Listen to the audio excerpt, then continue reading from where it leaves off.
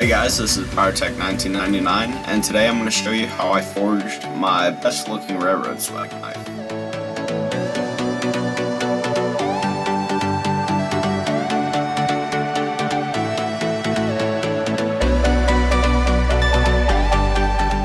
I start off by rounding out the corners on the handle so it starts to become more of a cylinder rather than a rectangle.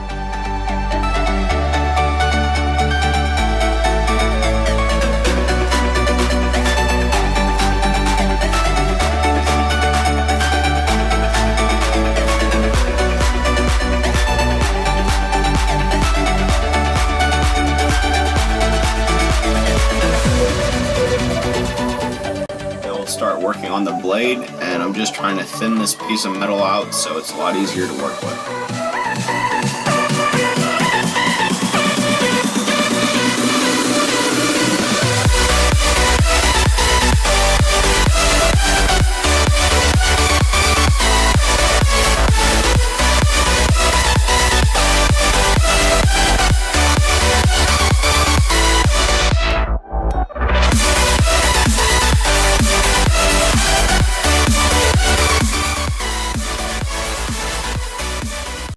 I'll separate the blade from the rest of the handle by just knocking it on the corner of the anvil.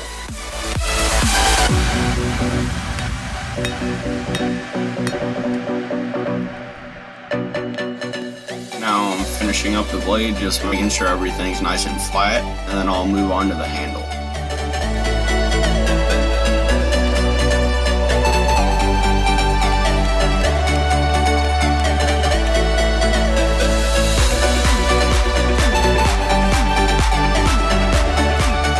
Everything's just how I want it.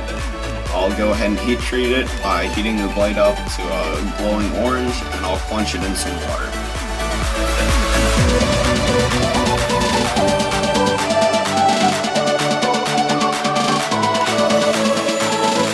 Then I'll go ahead and use my angle grinder, and I'll get off all the scale, and you see I'm bringing a bucket of water over there, that way I don't overheat the blade.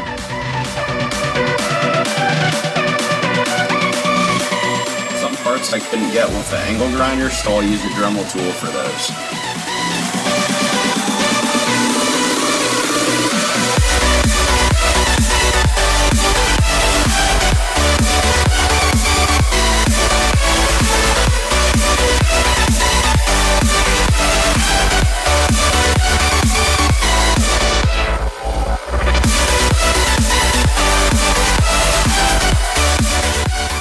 Use the belt sander to help get the blade nice and smooth, but one thing I noticed was the amount of sparks that flew off whenever I hit the hardened portion of the blade compared to the handle, which was soft, and you can kind of tell that here. Now it's really throwing off great sparks, and then it goes to hardly anything once I hit the handle.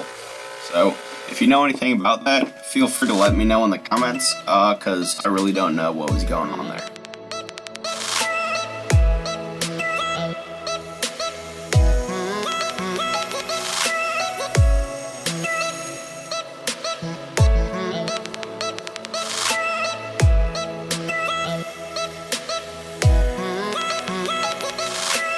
I'll establish a primary bevel, and I'll do this before I start hand sanding.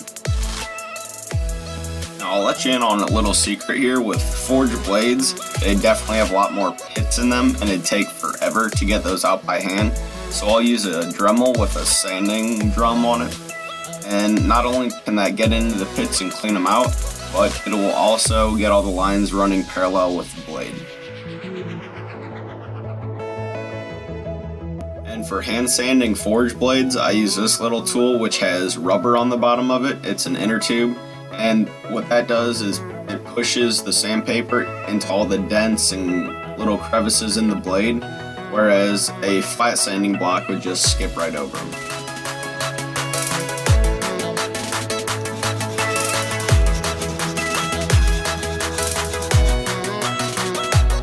Now, since this isn't the most prettiest thing I've ever forged, I wanted to do something nice with the handle, so I used a Sharpie and marked out where I wanted to make indents to look as if it had like a leather strap wrapped around it, and I used the Dremel to cut that out.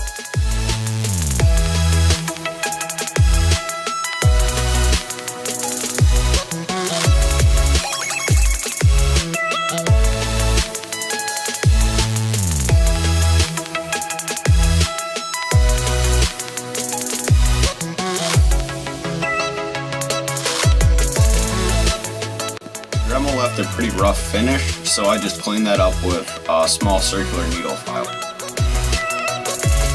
I also wanted to test my hand sanding skills to see if I could get a mirror finish on the bottom of the knife. Not really practical because they get scratched up easily, but I just wanted to see if I could do it.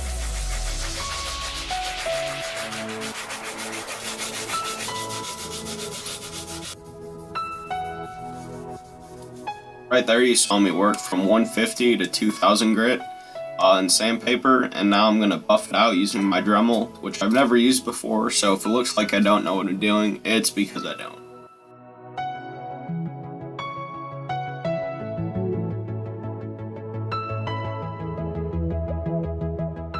I was pretty happy with how everything looked, so I started to sharpen the edge.